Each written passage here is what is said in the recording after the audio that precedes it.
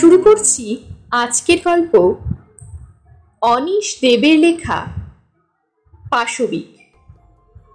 এ জাতীয় দৃশ্যের জন্য মোটেই প্রস্তুত ছিলাম না। মনসুখ ভাটিয়ার আমন্ত্রণ পেয়ে এসেছি, সুতরাং তার দেখা পাওয়াটা প্রত্যাশিত, কিন্তু ভাবিনি একটা প্রকাণ্ড হিংস্র জন্তু নিয়ে ভাটিয়া সাহেব এরকম বিচিত্রভাবে ব্যস্ত থাকবেন। আর ব্যস্ত থাকার জন্যেই আমাকে প্রথমটা তিনি খেয়াল করেননি। হাঁটু গেড়ে বসে একটা বড় মাপের লোহার ফাইল নিয়ে একান্ত মনোযোগে ঘষে চলেছেন জন্তুটার ঝকঝকে ধারালো দাঁতগুলো, একটার পর একটা। বাছুরের আকৃতির লোমশ কালো প্রাণীটা অদ্ভুতভাবে দাঁত খিচিয়ে পাথরের মূর্তির মতো স্থির হয়ে দাঁড়িয়ে রয়েছে। দু সারি নৃশংস দাঁত যেন সাদা করাতের ফলা। দাঁতের ফাঁক দিয়ে ঝরে পড়ছে আঠালো লালা, আর শোনা যাচ্ছে একটা চাপা ক্রূর গোঙানি। মনসুখ ভাটিয়া কিন্তু অত্যন্ত নির্বিকার মুখে নিজের কাজ করে চলেছেন, যেন কোনো ছোট ছেলেকে ভোরবেলা দাঁত মাজিয়ে দিচ্ছেন বুরুশ দিয়ে।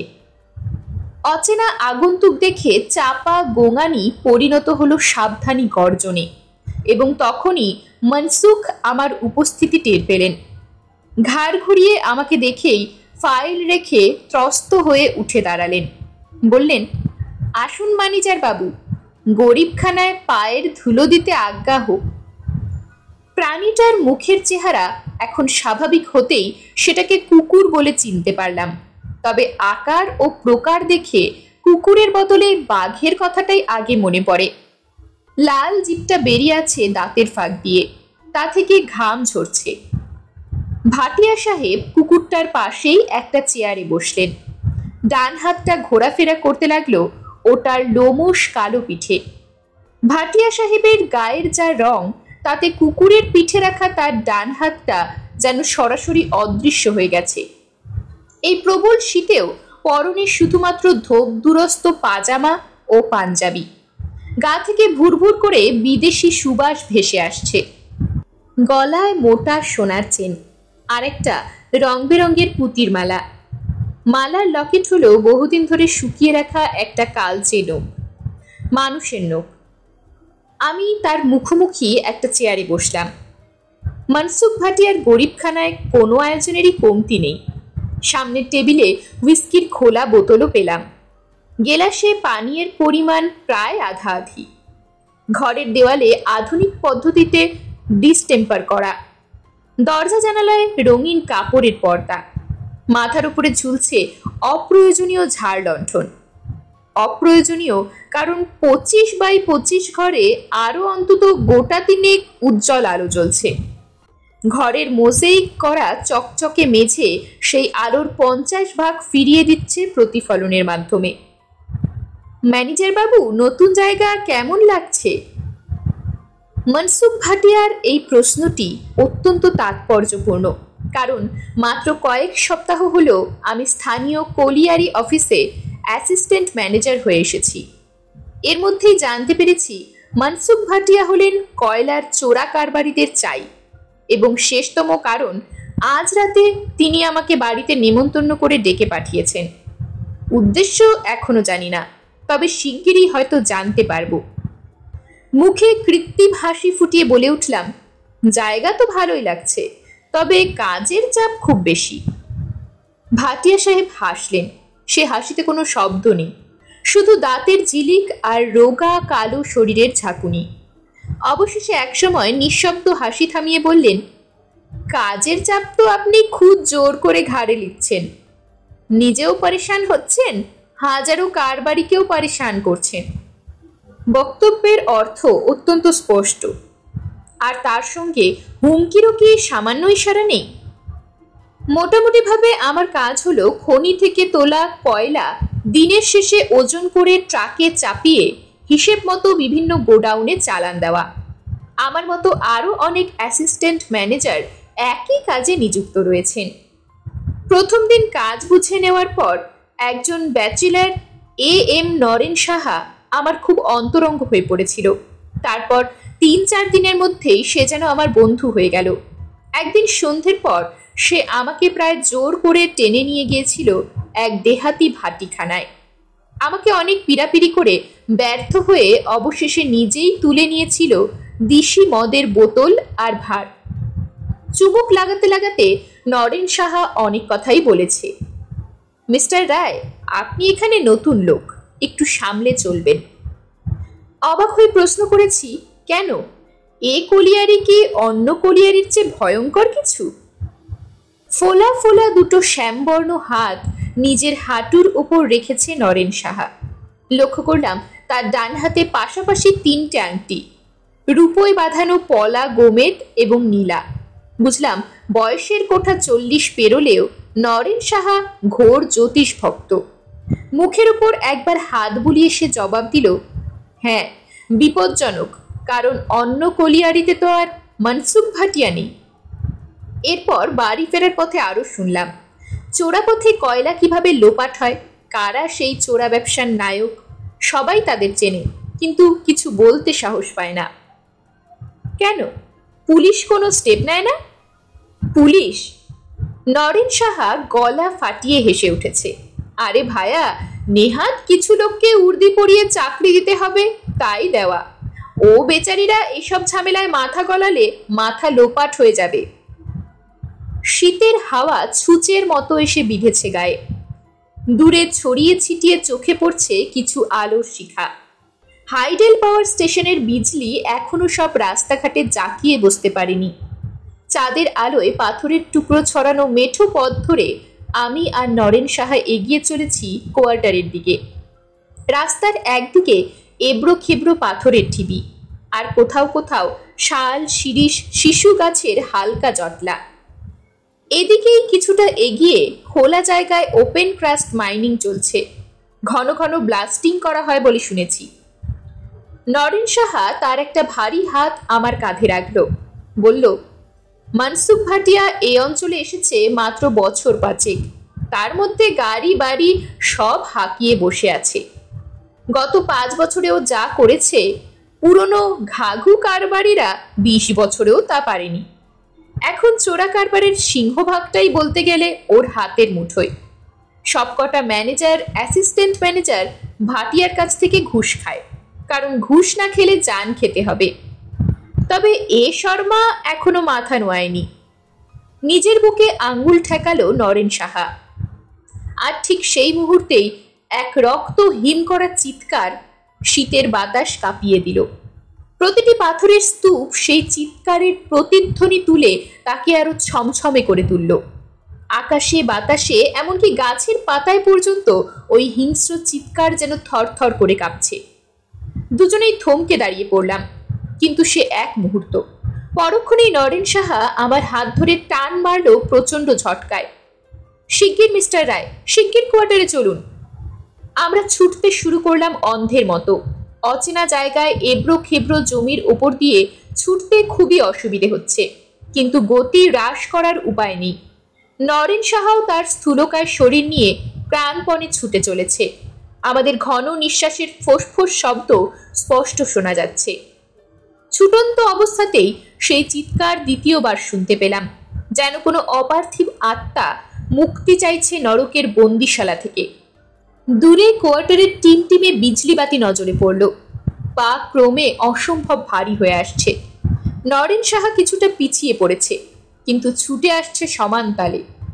প্রথমে নরেন সাহার কোয়ার্টার, ফলে তারই দরজায় এসে দুজনে হুমড়ি খেয়ে পড়লাম। কাপা হাতে দরজার তালা খুলল নরেন সাহা। তারপর দুজনে ভেতরে ঢুকতেই দরজায় খিল এঁটে দিল। আমরা বিছানার উপর বসে হাঁপাতে লাগলাম। অনেকক্ষণ পর শ্বাস প্রশ্বাস স্বাভাবিক হলে নরেন সাহা বলল, খুব কপাল জোরে বেঁচে গেছি। ওটা কিসের চিৎকার? আমি উত্তেজিতভাবে প্রশ্ন করলাম। মনসুখ ভাটিয়ার কুকুর, তবে লোকমুখে তার কীর্তিকলাপ যা শুনি তাতে কালো নেকড়ে বললেও ভুল হয় না। কুকুরটা নাকি রাত বিরেতে যেখানে সেখানে ঘুরে বেড়ায়। সাঁওতাল কামিনদের ধারণা ওটা নাকি অপদেবতা। ওটার চলাফেরা কেউ টের পায় না, শুধু মাঝে মাঝে শোনা যায় ওই রক্ত হিম করা চিৎকার।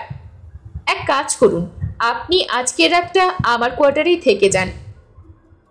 যুক্তিসঙ্গত ভেবেই নরেন সাহার প্রস্তাবে রাজি হয়ে গেলাম। সে রাতে আরো অনেক খবর জানতে পেরেছি নরেন সাহার কাছ থেকে। খনি থেকে তোলা কয়লা ওজন হয়ে চালান যাবার পথেই নাকি চুরিটা বেশি হয়। কখনো কখনো খালি ট্রাক ওজন করবার সময় চোরা কারবারিদের টাকা খাওয়া কুলি কামিন ম্যানেজার ট্রাকের ওপর বড় বড় পাথরের চাই চাপিয়ে ওজন নেয়। পরে ওই ওজনের কয়লা সরিয়ে ফেলা হয় ট্রাক থেকে। নরেন সাহা বহুবার আমন্ত্রিত হয়েছে মনসুখ ভাটিয়ার কাছ থেকে, কারণ সে কঠোর চোখে নজর রাখে ওজনদারির সময়। কোনো গরমিল বা বেচাল দেখলেই রিপোর্ট করে অফিসে এবং সোচ্চারে নিজের সততা ও সাফল্যের কথা জাহির করে বেড়ায়। ভাটিয়া সাহেবের আমন্ত্রণে নির্ভয়ে সাড়া দিয়েছে নরেন সাহা, কিন্তু তার অন্যায় প্রস্তাবে কখনো রাজি হয়নি। সেই কারণেই গত 5 বছর ধরে তার প্রমোশন বন্ধ হয়ে আছে। ভাটিয়া সাহেব ওপরওয়ালাদের মহলে কলকাঠি নেড়ে রেখেছেন, তবুও সে হার স্বীকার করেনি। ঘরের আলো জেলেই আমরা কথাবার্তা বলছিলাম। রাত প্রায় 11টা হলেও আমাদের কারোর চোখেই ঘুম নামেনি। আমি স্তব্ধ বিস্ময়ে কলিয়ারির রোমাঞ্চকর কাহিনী শুনছি আর মনে মনে নরেন সাহার তারিফ করছি। সাহস আছে বটে লোকটার। ঈশ্বরের কাছে প্রার্থনা জানালাম নিজের আদর্শ জায়গা বজায় রাখার মতো মনের জোর যেন আমার থাকে। এমন সময় হঠাৎই আলো নিভে গেল। বুঝলাম লোডশেডিং এই দূর জেলাতেও তার রাজত্ব বিস্তার করে ফেলেছে। পরিবেশের জমাট নিস্তব্ধতা নতুন করে আবার অনুভব করলাম। অন্ধকারের মধ্যে নরেন সাহা বলে উঠল, জানেন, দিন 15 আগে একজন মাইনিং ইঞ্জিনিয়ার উধাও হয়ে গেছে, আর মাস 2 আগে রোপওয়ে ছিঁড়ে পড়ে একজন চিফ অ্যাকাউন্টেন্ট মারা যায়। এখানে রোপওয়েতে করে কয়লা আনা নেওয়া করা হয়। মাথার উপর দিয়ে রোপওয়ে চলে। লোহার ক্যারেজগুলো খনি থেকে তোলা কয়লা বয়ে নিয়ে যায় ডাম্পিং গ্রাউন্ডে, আর ফেরার সময় নিয়ে আসে বালি। কয়লা খনির যেসব পিট বা টানেল থেকে কয়লা বের করে নেওয়া হয়ে গেছে, সেই বালি দিয়ে ওইসব পিটগুলো ভর্তি করে দেওয়া হয়, যাতে খনির ছাদ ধসে না পড়ে। রোপওয়ের ক্যারেজ ছিঁড়ে পড়াটা বেশ অস্বাভাবিক ঘটনা, তবে অস্বাভাবিক ঘটনাকেই তো দুর্ঘটনা বলে।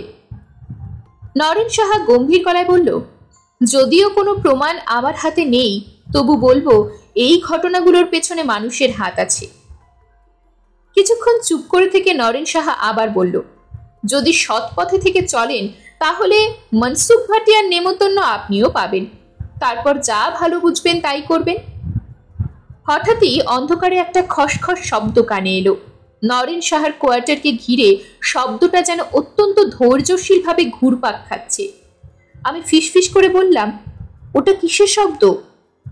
জানি না, তবে রোজ রাতে শব্দটা আমি শুনতে পাই সারা রাত ধরে। আর এটুকু জানি, এখন যদি আমি বাইরে বেরোই তাহলে আর ফিরে আসবো না। পরদিন লোকে বলবে এম নরেন সাহা উধাও হয়ে গেছে। একটা থমথমে ভাব আমাদের ঘিরে ধরল। খসখস শব্দটা হয়ে চলেছে ক্রমাগত। আমি পরিস্থিতি হালকা করার জন্য বলে উঠলাম, আপনি উধাও হবেন না, আপনার হাতের পলা, গোমেদ আর নীলা আপনাকে রক্ষা করবে। এ কথায় আমরা দুজনেই অন্ধকারে হেসে উঠেছি। তারপর কখন ঘুমিয়ে পড়েছি জানি না। কালো কুকুরটার চাপা গর্জনে বাস্তবে ফিরে এলাম। নরেন সাহার কথা মতো নেমন্তন্ন আমিও পেয়েছি, আর উদ্দেশ্যটাও ক্রমে ক্রমে স্পষ্ট হচ্ছে। গলার স্বরকে যথাসম্ভব স্বাভাবিক রেখে বললাম, মিস্টার ভাটিয়া, নিজের পরেশানি তো বুঝতে পারছি, কিন্তু তাতে হাজার কারবারি কিভাবে পরেশান হচ্ছে সেটা তো ঠিক বুঝতে পারলাম না। কিছুক্ষণ নীরবতা। বোতলের তরল হুইস্কি নেমে এলো গেলাসে। গেলাস পূর্ণ হলো এবং মনসুখ ভাটিয়ার তৃষ্ণার্ত ঠোঁট তাকে এক চুমুকে নিঃশেষ করল। তোবড়ানো কালো মুখ, মাথায় ঝাঁকড়া চুল, চোখ সাপদের মতো চঞ্চল। কুকুরের পিঠ থেকে হাত তুলে গলার লকেটে অর্থাৎ শুকনো নোকটায় হাত দিল। সেটা নাড়াচাড়া করতে লাগলো, আর নজর আমার চোখে স্থির। প্রথমটায় আমি অস্বস্তি পেয়েছি, তারপর অনুভব করেছি শরীরটা যেন অবশ অসাড় হয়ে আসছে। আমি কি সম্মোহিত হয়ে পড়ছি? কমলি, কমলি! ভাটিয়া চোখ না সরিয়েই ডেকে উঠলেন, রায় সাহেব কা খানা লাও। আমি সমস্ত মনের জোর কেন্দ্রীভূত করে চেয়ার ছেড়ে উঠে দাঁড়ালাম। ভাটিয়া সাহেবকে বোঝানো দরকার আমি ভয় পাইনি। বললাম, তার দরকার নেই, আমি খাবো না। আবার সেই নিঃশব্দ হাসি। পানের রসে রাঙানো ঠোঁট বেঁকে গেল তাচ্ছিল্যে। কুকুরের পিঠ চাপড়ে বললেন ভাটিয়া।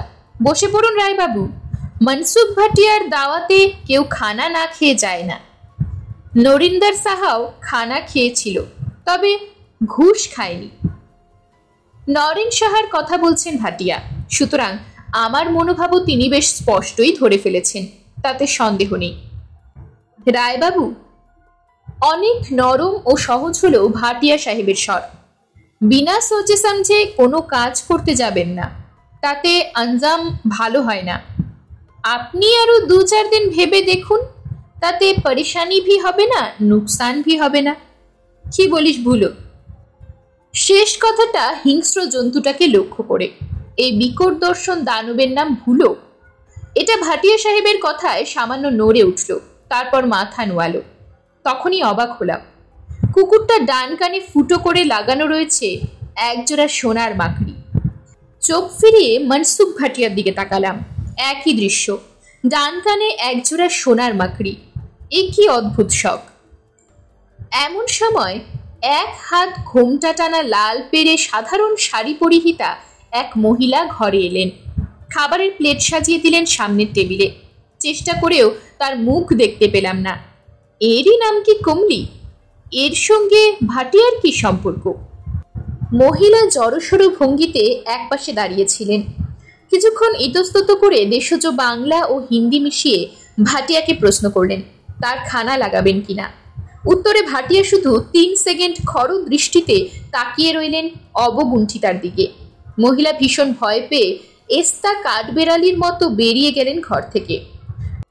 আমি অনিচ্ছা সত্ত্বেও খাওয়া শুরু করলাম। এই মুহূর্তে ভাটিয়াকে চটালে সমূহ বিপদের সম্ভাবনা। মনসুখ ভাটিয়া লোহার ফাইলটা তুলে নিল। ভুলোও সঙ্গে সঙ্গে আগের মতো দাঁত খিচিয়ে দাঁড়ালো। মনিবের প্রতিটি ইঙ্গিতের অর্থ যেন তার চেনা। মাঝে মাঝে ভুলোর দাঁতে শান দিয়ে দেই। ফাইল ঘষতে ঘষতে বললেন মনসুখ, খতরনাক জায়গা, এখানে জিন্দা থাকতে গেলে লড়তে হয়। আমি খেয়ে চলেছি এবং আর চোখে 2টি প্রাণীকে লক্ষ্য করছি। ভুলোর চোখ ধক ধক করে জ্বলছে। হঠাৎই অন্দরের একটা জানলার দিকে আমার নজর গেল। রঙিন পর্দা সামান্য সরিয়ে জানলায় উকি মারছেন কমলি নামের সেই মহিলা। চুপি চুপি ইশারা করে কিছু একটা যেন বলতে চাইছেন আমাকে। আমি নিজের আচরণ অসহনীয় সংযমে স্বাভাবিক রাখলাম। কৌতূহল ক্রমে বাড়ছে। মহিলা কি কোনো বিপদের ইঙ্গিত দিচ্ছেন আমাকে? এমন সময় হাতের কাজ শেষ করে উঠে দাঁড়ালেন ভাটিয়া। বললেন, আপনি বসুন, আমি আসছি। তারপর কুকুর সমেত অন্দরের দিকে রওনা হলেন। জানলার অস্পষ্ট মুখটা চকিতে সরে গেল। কোথাও পেন্ডুলাম ঘড়িতে রাত 8টার সংকেত বাজল, অর্থাৎ কলিয়ারি এলাকায় এটা গভীর রাত।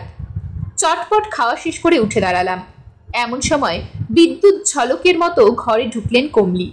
কাপ, প্লেট, গ্লাস সব গুছিয়ে নিতে নিতে চাপা গলায় বলে উঠলেন, এখান থেকে পালাও বাবুজি, নইলে জিন তোমাকে শেষ করে দিবে। কথাটা বলেই মহিলা যেন ছিটকে বেরিয়ে গেলেন, কিন্তু তার ফাঁকে ঘোমটা সরে গিয়ে এক বিভৎস দৃশ্য আমার চোখের সামনে প্রকাশ পেয়েছে। কমলির মুখের বাঁ দিকটা গলা, কাঁধ পুরনো ক্ষতের দাগে ভরা। মোটা সাদা সাদা নৃশংস দাঁত। মাংসপেশিগুলো সেখানে কুচকে ভাঁজ হয়ে গেছে। এ কি কোনো অগ্নিকাণ্ডের ফল? প্রায় পরক্ষণেই ঘরে এসে ঢুকলো ভুলো। গভীর চোখে তাকিয়ে আমাকে দেখতে লাগলো। চেহারায় যেন আরো বড় সড়ো দেখাচ্ছে। চোখের দৃষ্টি যেন নির্ভুলভাবে আমার মনের ভাবনা জরিপ করতে চায়। আমি একটু ভয় পেলাম। মনসুখ ভাটিয়া কোথায়? কুকুরটা হঠাৎ করে কিছু করে বসবে না তো? ভাবছি ভাটিয়া ঘরে এলেই তার কাছ থেকে বিদায় নিয়ে রওনা দেব। এমন সময় অপ্রত্যাশিতভাবে লোডশেডিং হয়ে গেল। সঙ্গে সঙ্গে একটা জান্তব গন্ধ ধাক্কা মারলো আমার নাকে। একটা খসখস শব্দ শুনতে পেলাম। ঘন অন্ধকারের ভেতরে শত খোঁজাখুঁজি করেও ভুলোর জ্বলন্ত চোখ দুটোর কোনো হদিশ পেলাম না। অথচ ওর উপস্থিতি আমি টের পাচ্ছি। এক অজানা আতঙ্কে আমার শরীর কাঁপতে লাগলো। মনে পড়ে গেল সেই ভয়ঙ্কর চাঁদনি রাতের চিৎকারের কথা। রায় সাহাব, ভয় পেলেন নাকি? মনসুখ ভাটিয়া কখন ঘরে এসেছেন কে জানে। কি করে আমার মনের কথা টের পেলেন তাও জানি না। অন্ধকারে আমি সম্পূর্ণ অন্ধ হয়ে গেছি। কোনো ডর নেই, বাড়ি চলে যান, আমার কথাটা ভেবে দেখবেন একটু। মনসুখ ভাটিয়ার স্বর কেমন জড়ানো, অস্পষ্ট হয়ে গেছে, হয়তো নেশার ফলেই। আমি সদর দরজার অবয়ব আবছা দেখতে পাচ্ছিলাম। সেদিকে পা বাড়ালাম ইতস্তত করে। মনে হলো যেন পেছন থেকে মনসুখ ভাটিয়া হাসছেন, অথচ হাসির কোনো শব্দ আমি শুনিনি। কোয়ার্টারে ফেরার পথে বার দুয়েক সেই রক্ত জমাট করা চিৎকার শুনেছি। প্রচণ্ড শীতে কাঁপতে কাঁপতে একরকম ছুটেই গন্তব্যে গিয়ে পৌঁছেছি। তারপর আশ্বস্ত হয়েছি। রাতে ঘুমিয়ে ঘুমিয়ে কুকুরটাকে স্বপ্ন দেখলাম, ওটা আমাকে ছিঁড়ে ছিঁড়ে খাচ্ছে। পরদিন সকালে রাস্তায় বেরিয়েই দুঃসংবাদটা শুনতে পেলাম, এম নরেন সাহাকে কোথাও পাওয়া যাচ্ছে না। আমার মনটা কু ডাক ডেকে উঠল। নরেন সাহাকে বোধহয় আর কোনোদিনও খুঁজে পাওয়া যাবে না। কিছুটা এগিয়ে এক তেরাস্তার মোড়ে দেখি জনা কয়েক সাঁওতাল দাঁড়িয়ে আছে, সঙ্গে লাল কাপড়, লাল ফতুয়া পরা একটি লোক, মাথায় লাল ফেট্টি বাঁধা, মুখে দাড়ি গোফের জঙ্গল, কানে ইয়া ইয়া দুটো মাকড়ি, গলায় জড়িবুটির মালা, কপালে সিঁদুর মাখা।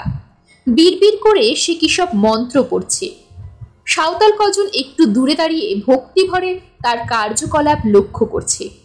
দুটো মুরগি গলা কাটা অবস্থায় ধুলোয় পড়ে ছটফট করছে। ওদের একজনের সঙ্গে কথা বলে জানতে পারলাম, ম্যানেজার সাহেবের উধাও হওয়ার খবরটা ওরা শুনেছে। এখানে ওরা মুরগি বলি দিয়ে বোঙার কাছে মানত করছে যে জিন এইসব জোয়ান লোকগুলোকে উধাও করছে, তাকে যেন বোঙা শান্ত করে দেয়। লাল পোশাক পরা গুনিন মন্ত্র পড়ে পুজোর কাজ সারছে। একটু পরে ওরা চলে গেলে আমি গুনিনের সঙ্গে আলাপ জমালাম। মুরগি দুটো তেরাস্তার সংযোগস্থলে পড়ে রইল। ভাঙা ভাঙা হিন্দিতে বললাম, এই পুজো দিলে জিন চলে যাবে? গুনিন বলল, না বাবু, যাবে না, জিন যে চালাচ্ছে তাকে খতম করতে হবে। আমি তার কথার অর্থ ঠিক ধরতে পারলাম না। তারপর কি ভেবে মনসুখ ভাটিয়ার কথা জিজ্ঞেস করলাম। দুটো টাকা গুনিনের হাতে দিতেই সে আমাকে একটা ঘষা তামার পয়সা দিল, তার সঙ্গে বাঁধা এক টুকরো শেকড়। বলল, জিন তোমার কোনো ক্ষতি করতে পারবে না বাবু। একটুখানি চুপ করে থেকে সে আবার মুখ খুলল, বাবু, মনসুখ ভাটিয়া মন্তর জানে। ও আগে সদর বনে বর্দার ছিল। ক্রমে যা জানতে পারলাম তার সারাংশ হচ্ছে এই: সুন্দরবনের কাঠ চুরি করে জীবিকা নির্বাহ করে স্থানীয় অধিবাসীদের এক বিরাট অংশ। নৌকা নিয়ে একদল যখন জঙ্গলে ঢোকে তখন তাদের সঙ্গে থাকে একজন গুনিন, যাকে বলা হয় বর্দার। সে কাঠ কাটার এলাকা ঘিরে বান মেরে দেয়, যাতে কোনো জন্তু জানোয়ার সেই গণ্ডি দেওয়া এলাকায় ঢুকতে না পারে। ফলে চোরা কাঠুরিয়াদের হিংস্র জন্তুর হাতে প্রাণ হারাবার ভয় থাকে না। এর বিনিময়ে বর্দারকে তারা চোরাই কাঠের ভাগ দেয়। মনসুখ ভাটিয়া সেখানে আরেকজন বর্দারকে খুন করে পালিয়ে আসে। আমার মনে পড়ল ভাটিয়ার গলায় ঝোলানো শুকনো কালো নোকটার কথা। ওর আসল নাম কেউ জানে না, কি করে এখানে এসে পড়লো তাও খুব স্পষ্ট নয়। বড়লোক হওয়ার আগে ও নাকি এখানে স্থানীয় আদিবাসীদের জড়িবুটির ওষুধ দিত। ওকে গুনিন বলেই সবাই মানত। ফলে এখনো অধিবাসীরা ওর আদেশে নড়চড় করতে ভয় পায়। তবে আমার কোনো ভয় নেই। ওই তামার পয়সা ও শেকড়ই আমাকে রক্ষা করবে। জিনের গায়ে ও দুটো ছুঁড়ে মারলেই সে নাকি নিশ্চিহ্ন হয়ে যাবে তৎক্ষণাৎ। মনসুখ ভাটিয়া সম্পর্কে এইসব রোমাঞ্চকর তথ্য শুনে বেশ অবাকই হলাম। বাড়ির দিকে ফিরতে ফিরতে দু চারটে চেনা মুখের সঙ্গে দেখা হলো। তারা জানালো পুলিশ নরেন সাহার খোঁজ খবর করছে। কোয়ার্টারে ফিরে অল্প সময়ের মধ্যে তৈরি হয়ে অফিসে বেরিয়ে পড়লাম। বুঝলাম ভাটিয়া সাহেবের কথায় রাজি না হলে আমার অবস্থাও হবে নরেন সাহার মতো। এরকম আনমনা হয়ে হাঁটতে হাঁটতে এগিয়ে চলেছি। হঠাৎই একটা চেনা শাড়ি ও ঘোমটা আমার নজরে পড়ল। অফিসে যেতে হলে শনি মঙ্গলের হাট পেরিয়ে যেতে হয়। আজ মঙ্গলবার, হাট বসেছে। সেই হাটেই এক তরকারিওয়ালার কাছ থেকে কি যেন কিনছেন গত রাতের সেই মহিলা কমলি। মনসুখ ভাটিয়ার সম্পর্কে যত তথ্য জানা সম্ভব সবই আমাকে জানতে হবে, নইলে তার মোকাবিলা আমি করতে পারবো না। সুতরাং চারপাশে একবার নজর চালিয়ে সোজা গিয়ে দাঁড়ালাম কমলির পাশে। ষষ্ঠেন্দ্রিয়ের সাহায্যে উনি যেন আমার উপস্থিতি টের পেলেন। তরকারির দাম মিটিয়ে হনহন করে এগিয়ে চললেন একটা অপেক্ষাকৃত নির্জন অংশের দিকে। দুটো ঝুপসি অশ্বত্থ গাছের আড়ালে দাঁড়িয়ে উনি চাপা গলা জিজ্ঞেস করলেন, কি চাও বাবু? মনসুখ ভাটিয়া আপনার কে হয়? মর্দ। উত্তর শুনে আমি চমকে উঠেছি। ইনি মনসুখ ভাটিয়ার স্ত্রী, অথচ বেশবাস অত্যন্ত সাধারণ। হঠাৎ দেখলে কেউ ভাটিয়ার ঝি ভেবে ভুল করবে। চিন্তা করে দেখলাম চটপট খবর আদায় করতে গেলে নরেন সাহার প্রসঙ্গ তোলা দরকার, সুতরাং সে কথাই তাকে জিজ্ঞেস করলাম। এক হাত ঘোমটার আড়ালে কমলি ভাটিয়া চমকে উঠলেন, মুখে কাপড় চাপা দিয়ে চুপ করে রইলেন কিছুক্ষণ। তারপর বললেন, জানতাম এমন কিছু একটা হবে। কাল রাতে ভুলোর দাঁতে পালিশ দেওয়ার বহর দেখেই বুঝেছি। তবে আমি আপনার জন্যে ভয় পেয়েছিলাম। আমি তখন বললাম যে আমারও প্রাণ সংশয়, এ ধরনের ভয়াবহ ঘটনার প্রতিকার করা দরকার, আমি তার সাহায্য চাই। তারপর সাঁওতাল গুনিনের কাছে তার স্বামী সম্পর্কে যেসব কথা শুনেছি সমস্ত খুলে বললাম। নরেন সাহার নিখোঁজ সংবাদ ও আমার অনুনয়ে নরম হলেন মহিলা। বললেন, বড়লোক হওয়ার আগে আমরা সাঁওতালদের গায়ে থাকতুম। তখন ওই শেতল গুনিনের সঙ্গে আমার স্বামীর ভালো সম্পর্ক ছিল, ফলে তাকে অনেক কথাই বলেছে। তারপর জানতে পারলাম আর এক ভয়াবহ প্রসঙ্গ। সুন্দরবনে কমলির বাবাকে খুন করেছিল মনসুখ। সে নাকি মেয়ের সঙ্গে এক বদ বর্দারের বিয়ে দিতে চায়নি। বর্দার বাপকে খুন করে মেয়ে কমলিকে নিয়ে ভেগে পড়েন মনসুখ। ওর উপরে কম অত্যাচার চালায়নি গত 10 বছরে। তারপর এখানে এসে ক্রমে ক্রমে কয়লা চোরা কারবারে ঢুকলেন। কাঁচা পয়সা হাতে পেয়ে মাথা খারাপ হয়ে গেল। তারপর ভুলোকে কিনে বসলেন এক সাহেবের কাছ থেকে। তারপর নতুন করে শুরু হলো তন্ত্র সাধনা। কমলি বাধা দিতে চেয়েছেন এবং তার ফলও পেয়েছেন হাতে নাতে। মুখের বাঁদিকে তারই চিহ্ন আমি পেয়েছি। কে করেছে এরকম সর্বনাশ? ওই কুকুরটা? উত্তেজিত হয়ে আমি জানতে চেয়েছি। না বাবু। তবে কি আপনার স্বামী? কিছুক্ষণ চুপ করে থেকে কমলি ভাটিয়া বললেন, দুজনেই। তারপর দ্রুত পায়ে সরে যাবার আগে বলে গেলেন, তুমি এখান থেকে পালাও বাবুজি, জিনকে আটকানোর ক্ষমতা আমার নেই। উনি চলে যাবার পরও বেশ কিছুক্ষণ হতভম্ব হয়ে আমি দাঁড়িয়ে রইলাম। ওর জবাবের অর্থ কি? দুজনেই? তার মানে? বেশ চিন্তাকুল অবস্থাতে অফিসে পৌঁছলাম। লক্ষ্য করলাম নিখোঁজ নরেন সাহাকে নিয়ে কারোরই যেন মাথা ব্যথা নেই। ব্যাপারটা যেন অত্যন্ত স্বাভাবিক। তবে টের পেলাম কুলি মজুরদের মধ্যে নতুন করে একটা আতঙ্ক যেন ছায়া ফেলছে। কমলি ভাটিয়া ও শেতল গুনিনের কথাগুলো ভাবতে ভাবতে বাড়ি ফিরছিলাম। ওদের কথা যদি সত্যিও হয় তাতে কোনো লাভ নেই। পুলিশ প্রমাণ চাইবে। তাছাড়া এখানকার পুলিশ ভয় হোক আর টাকার লোভী হোক মনসুখ ভাটিয়ার তাবেদারি করে। তাহলে আমার এখন কর্তব্য কি? ভাবনায় ডুবেছিলাম বলেই কালো অ্যাম্বাসেডর গাড়িটাকে একেবারেই খেয়াল করিনি। গাড়িতে স্টিয়ারিংয়ে বসে ভাটিয়া সাহেব, পোশাক গত রাতের মতোই, তবে দু চোখে কুটিল সন্দেহ। আমার গা ঘেঁষে গাড়িটা দাঁড় করিয়ে তিনি বলে উঠলেন, আসুন রায়বাবু, একবার আমার ডেরায় যেতে হবে, একটা মজার জিনিস আপনাকে দেখাবো। হাত বাড়িয়ে গাড়ির দরজা খুলে দিলেন তিনি। আমার বুক দুরু দুরু করে উঠল। সূর্য ডুবে আধার নেমে এসেছে। কাঁচা সড়কের উপর দ্বিতীয় কোনো মানুষ নজরে পড়ছে না। জিনের ভয়ে সবাই বুঝি তাড়াতাড়ি আস্তানায় ফিরে গেছে। আসুন রায় সাহেব, উঠে আসুন। মনসুখের স্বর অধৈর্য হয়ে উঠেছে। পকেটে হাত দিয়ে শেতল গুনিনের রক্ষা কবচটা একবার অনুভব করলাম। তারপর উঠে বসলাম মনসুখ সাহেবের পাশে। উনি গাড়ি ছুটিয়ে দিলেন। জানালা দিয়ে কনকনে ঠান্ডা বাতাস এসে আমার হাড় পর্যন্ত কাঁপিয়ে দিতে লাগলো। ভাটিয়ার মুখে কোনো কথা নেই। শীতল দুটো চোখ মেলে তাকিয়ে রয়েছেন সামনের সড়কের দিকে। তার মুখ থেকে ভেসে আসছে মদের গন্ধ। একটা জিনিস বুঝতে পারলাম, বাড়িতে ডেকে নিয়ে গিয়ে আমাকে লোপাট করার মতলব ভাটিয়ার নেই। কারণ তাতে লোক জানাজানির সম্ভাবনা এবং পুলিশ হয়তো সরাসরি প্রমাণ পেয়ে আর বিশেষ নিষ্ক্রিয় থাকতে পারবে না। কিন্তু সত্যিই কি সে ভরসা আছে? এইরকম এলোমেলো চিন্তা করতে করতে পৌঁছে গেলাম মনসুখ ভাটিয়ার বাড়িতে। বাড়ির সামনেটা অন্ধকার, শুধু চাঁদের আলো যেটুকু জ্যোৎস্না বিছিয়েছে। পথের দুপাশে বাগান। গাড়ি থামিয়ে আমাকে সঙ্গী করে বাড়িতে ঢুকলেন মনসুখ। ঘড়িতে সময় প্রায় 6:30 গড়িয়ে গেছে। গতকালের ঘরে এসে বসলাম। আজ বাতির বাহার সামান্য কম, কিন্তু তাতেও ভুলোকে আবিষ্কার করতে কোনো ভুল হলো না। একটা চেয়ারের পাশে বসে আমার দিকে তাকিয়ে আছে। আমি অন্দরের জানলার দিকে একবার নজর চালালাম। কমলি নেই। একটা আজব জিনিস ভুলো কোথা থেকে কুড়িয়ে নিয়ে এসেছে। ভাটিয়া হালকা গলায় বললেন, তারপর উঠে গিয়ে কোণের একটা টেবিলের তলা থেকে কালো মতো কি একটা জিনিস নিয়ে এলেন। ঠকাস করে আমার সামনে টেবিলের উপর ফেলে দিয়ে বললেন, দেখুন তো রায় সাহেব, চিনতে পারেন কিনা। আমার মাথায় যেন বজ্রপাত হলো। ভাবনা, চিন্তা, বুদ্ধি সব ওলট পালট হয়ে গেল। এক তীক্ষ্ণ আর্তনাদ বেরিয়ে এলো আমার ঠোঁট চিরে।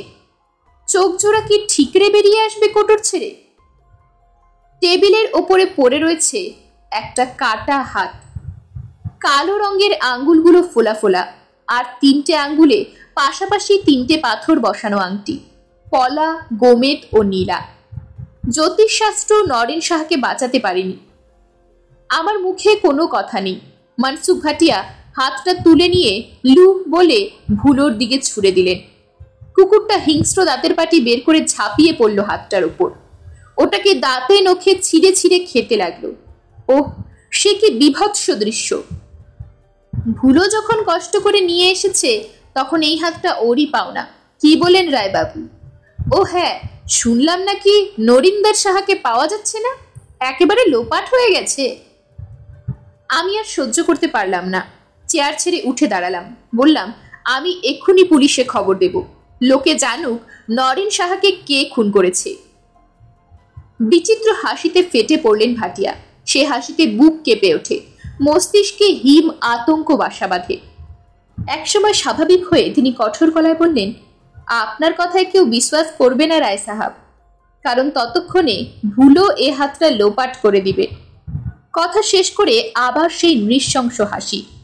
নিজেকে ঘোরতর বিপন্ন জেনেও আমি পাগলের মতো ক্ষিপ্ত হয়ে উঠলাম। চিৎকার করে বললাম, মনসুখ ভাটিয়া, তোমার সব খবর আমি জানি। তোমাকে আর আমি ভয় পাই না। তুমি সদর বনের বর্দার ছিলে, সেখানে শ্বশুরকে খুন করেছ, তারপর এখানে এসে চোরা কারবারে নেমেছ, আর দরকার মতো মানুষ খুন করে বেড়াচ্ছ। শেতল গুনিন আমাকে সব বলেছে। কমলি ভাটিয়ার কাছেও সব কথা শুনেছি। দাঁড়াও, তোমার হিসেব আমি শেষ করছি। ঘরের মধ্যে যেন ভূমিকম্প হয়ে গেল। বয়ে গেল অসম শক্তিশালী সাইক্লোন। সবকিছু যেন দুরন্ত গতিতে ওলট পালট হয়ে যাচ্ছে। এক অদ্ভুত গর্জন করে উঠলেন মনসুখ ভাটিয়া। কমলি! নরেন সাহার হাতটা আংটি সমেত শেষ করে ফেলেছে ভুলো। উঠে দাঁড়িয়ে সেও একটা চাপা গর্জন করে উঠল। তার চোখ ধকধক করে জ্বলছে। আমাকে অবাক করে এক লাফে অন্দরের দিকে চলে গেলেন মনসুখ। বিদ্যুৎ ঝলকের মতো ভুলোও তার পিছু নিল। ঘরে আমি একা দাঁড়িয়ে রইলাম কিংকর্তব্য বিমূঢ় হয়ে। ছুটে পালাবো কিনা সেটাও ঠিক বুঝে উঠতে পারছি না। এমন সময় ঝড়ের গতিতে ঘরে ঢুকলেন কমলি। প্রায় কান্না ভাঙা স্বরে বললেন, বাবু পালাও, জলদি পালাও। পাশের কোনো একটা ঘর থেকে বিচিত্র সুরে শব্দোচ্চারণের বিচিত্র ধ্বনি আমার কানে আসছে। সঙ্গে থেকে থেকে হিংস্র গর্জন। দূর থেকে ভেসে আসছে ওপেন ক্রাস্ট মাইনিং এর ব্লাস্টিং এর শব্দ। কমলি ঝোঁটেতে উধাও হয়ে গেলেন ঘর থেকে। আমার কানে ভাসছে শুধু দুটি কথা, বাবু পালাও। হঠাৎই ঘরের দরজায় এসে দাঁড়ালো ভুলো। সে একা, কিন্তু এ কোন ভুলো? আকারে সে প্রায় 1.5 গুণ বেড়ে গেছে। চোখের মনিতে জ্বলন্ত ভাবটা নেই। মুখের অভিব্যক্তিতে এক আশ্চর্য হিংসার ছাপ। তার কান দুটো নড়ছে, সেই সঙ্গে সোনার মাকড়িটার জোড়াও। এমন সময় ঘরের সমস্ত আলো নিভে গেল। লোডশেডিং। আমি মুহূর্তের মধ্যে সদর দরজা লক্ষ্য করে ছুটতে শুরু করলাম। পেছন থেকে ভেসে এলো রক্ত বরফ করে দেওয়া এক চিৎকার। সে চিৎকারে প্রতিশোধের আগুন ও উল্লাস যেন ঠিকরে বেরোচ্ছে। আমি প্রাণপণে ছুটে চলেছি। পলকে বাগান পেরিয়ে সড়কে পা দিলাম। রাস্তা খা খা করছে, চতুর্দিক অন্ধকার। শুধু চাঁদের ফ্যাকাশে আলো দিক নির্ণয়ের একমাত্র সম্বল। আমি ঊর্ধ্বশ্বাসে ছুটতে লাগলাম। পেছন ফিরে দেখার সাহস হচ্ছে না। শুধু কানে আসছে ব্লাস্টিং এর শব্দ আর ভয়াবহ জন্তুটার অলৌকিক চিৎকার। বেশ কিছুটা পথ ছুটে শরীর ক্লান্ত হয়ে এলো। কোয়ার্টার এখনো অনেক দূরে। বুঝতে পারছি আমি অসম প্রতিযোগিতায় নাম লিখিয়েছি। ভারী পায়ে ছুটতে ছুটতে একসময় পেছনে ফিরে তাকালাম এবং যে দৃশ্য দেখলাম তা বোধহয় কোনোদিন ভোলার নয়। ভয়ঙ্কর দানবটা মানুষের মতো শুধুমাত্র পেছনের দু পায়ে ভর দিয়ে ছুটে আসছে অবিশ্বাস্য গতিতে। আমাদের দূরত্ব অনেক কমে এসেছে। চাঁদের আলোতেও স্পষ্ট দেখতে পাচ্ছি কুকুরটার গলায় ঝুলছে মনসুখ ভাটিয়ার রং বেরঙের পুঁতির মালা। লকেটের নোকটা চোখে পড়ছে না। আমার পা দুটো পাথরের স্তম্ভের মতো বসে গেল রাস্তার উপরে। নড়বার এতটুকু ক্ষমতা আমার নেই। প্রচন্ড কনকনে বাতাস আমি আর অনুভব করতে পারছি না। অদূরে পাথরের ছোট বড় ঢিবি আমারই মতো নিশ্চল। শুধু কতগুলো ঝাঁকড়া গাছের মাথা এপাশ ওপাশ দুলছে। পৈশাচিক হাসিতে খলখল করে ফেটে পড়ল অতিকায় কালো জন্তুটা। আমার মাথার ভেতরে সবকিছু যেন গোলমাল হয়ে গেছে। আমি কি সম্মোহিত হয়ে পড়ছি? আর সবাই কি একই রকম পরিস্থিতিতে পড়েই রাতারাতি নিরুদ্দেশ হয়ে গেছে? আমার মনে পড়ল নরেন সাহার কথা, কমলি ভাটিয়ার কথা, শেতল গুনিনের কথা। একই সঙ্গে পকেটের তামার পয়সা ও শেকড়ের টুকরোটা হাতে ঠেকল। আতঙ্ক ও নৃশংসতার সমুদ্রে ডুবে যেতে যেতে আমি ওই তুচ্ছ বস্তু দুটোকেই আঁকড়ে ধরলাম। বিশ্বাস অবিশ্বাস, যুক্তি অযুক্তি সবই এখন তালগোল পাকিয়ে গেছে। ভয়ঙ্কর পিশাচটা খুব কাছে এসে পড়েছে। নাকে আসছে একটা জ্যান্ত দুর্গন্ধ ও সেই সঙ্গে কড়া মদের গন্ধ। আমি আর দেরি না করে আমার পয়সা ও শেকড়টা ছুঁড়ে মারলাম অতিকায় কুকুরটার গায়ে এবং তৎক্ষণাৎই ঘটে গেল এক অলৌকিক ঘটনা। কুকুরটা দপ করে আগুনে জ্বলে উঠল। লকলকে সবুজ আগুন দুপায়ে ভর করে ধেয়ে আসছিল। এখন সশব্দে পড়ে গেল কঠিন সড়কের ওপর। সবুজ আগুনের অপার্থিব লেলিহান শিখায় সে ছটফট করতে লাগলো। অবশেষে তার গলা দিয়ে বেরিয়ে এলো এক সুদীর্ঘ ভয়ঙ্কর চিৎকার। তারপর অস্পষ্ট খসখসে স্বরে সে মরণ আর্তনাদ করে উঠল, আল্লাহ! এ যেন মনসুখ ভাটিয়ারই বিকৃত কণ্ঠস্বর। আমি আবার ছুটতে শুরু করলাম পাগলের মতো। এই শীতেও আমার শরীর ঘামছে। পেছন থেকে ভেসে আসছে চাপা অস্ফুট গোঙানি। আগুনের সবুজ শিখা যেন হাজারো জীব দিয়ে কালো দানবটাকে চেটে পুটে শেষ করছে। আবার শুনতে পেলাম ব্লাস্টিং এর শব্দ। আমি যথাসম্ভব গতি বাড়িয়ে দিলাম। পরদিন খবর পেলাম মনসুখ ভাটিয়া মারা গেছেন এবং তার কুকুর ভুলো কোথায় যেন উধাও হয়ে গেছে। কমলি ভাটিয়ার কথা মনে করেই তাদের বাড়িতে গেলাম। লোকে লোকারণ্য।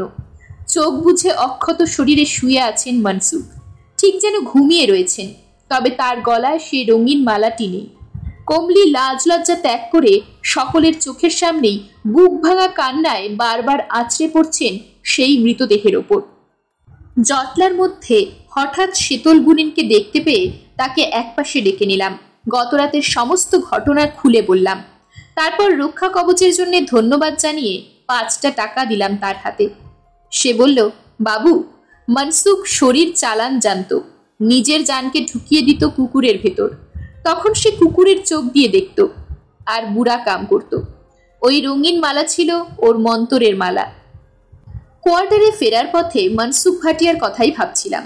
সোনার মাকড়ি দুটো কি ওর সঙ্গে কুকুরের শরীরের যোগসূত্র রক্ষা করত? শরীর চালান করার পর কুকুরটা আয়তনে বেড়ে ওঠার কারণ বোধ হয় জন্তুটার শরীরে তখন দুটো আত্মা বাসা বাঁধত আর মনসুখের অসার দেহ পড়ে থাকতো বাড়িতে। কুকুরটা তখন মানুষের মতন আচার আচরণ, বুদ্ধি ও জান্তব হিংস্রতা দুই মিলিয়ে রাতের আধারে শত্রু নিধন করত। তবে কাল রাতের ঘটনা বাস্তব বলে এখন আর বিশ্বাস হতে চায় না। শেতল গুনিনী পরে আমাকে বলেছিল মনসুখ ভাটিয়ার আসল নাম ছিল হোসেন আলী। সেই জন্যেই মরণের মুহূর্তে সে আল্লাহর মার্জনা ভিক্ষা চেয়ে আকাশ বাতাস কাঁপিয়ে তুলেছিল প্রাণপণ চিৎকারে। তবে আল্লাহ তাকে মার্জনা করেছেন কিনা কে জানে। এরকমই আরো সব গল্প পেতে চ্যানেলটিকে সাবস্ক্রাইব করে দেবেন। আর গল্পটি যদি ভালো লেগে থাকে তাহলে লাইক, শেয়ার আর কমেন্ট করে দেবেন।